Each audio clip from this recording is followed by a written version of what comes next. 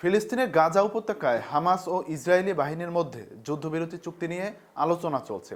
এরই মধ্যেই হামাস জানিয়েছে প্রথম ধাপে তারা ৩৪ জন বন্দীকে মুক্তি দিতে প্রস্তুত।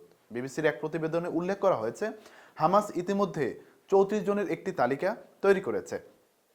এই তালিকায় ৫০ থেকে ৮৫ বছর বয়সী ১০ জন নারী এবং ১১ জন বয়োবৃদ্ধ পুরুষ রয়েছেন। এছাড়া তালিকায় শিশুদের নামও রয়েছে, যাদের বিষয়ে হামাস দাবি করেছিল যে তারা ইসরায়েলি বিমান হামলায় নিহত হয়েছে। তালিকায় আরও কিছু অসুস্থ জিম্মিদের নাম অন্তর্ভুক্ত রয়েছে। হামাসের এক মুখপাত্র রবিবার বার্তা সংস্থা রয়টার্সকে জানিয়েছেন, ৩৪ বন্দির তালিকা ইতিমধ্যে ইসরায়েলকে সরবরাহ করা হয়েছে।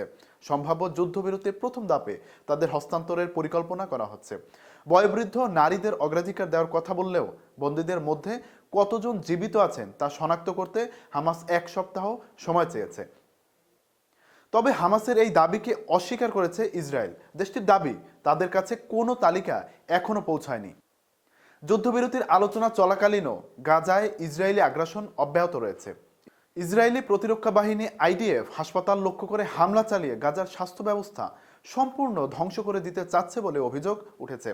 এরই মধ্যে তীব্র শীতে হাইপোথার্মিয়ায় একের পর এক শিশু প্রাণ হারাচ্ছে। আলোচনার এই পর্যায়ে গাজাবাসীর ভবিষ্যৎ কি হতে চলেছে তা নিয়ে আন্তর্জাতিক অঙ্গনে আলোচনা চলছে। এদিকে বাইডেন সরকারের হাতে মাত্র ১৫ দিন সময় থাকায় যুদ্ধবিরতি কার্যকরের সম্ভাবনা নিয়ে অনেকেই সন্দিহান। গণমাধ্যমের প্রতিবেদন অনুযায়ী এর আগে ট্রাম্প হুঁশিয়ারি দিয়েছিলেন যে ক্ষমতা গ্রহণের সময় যদি যুদ্ধবিরতি কার্যকর না হয় তবে পরিস্থিতি আরও ভয়াবহ হতে পারে।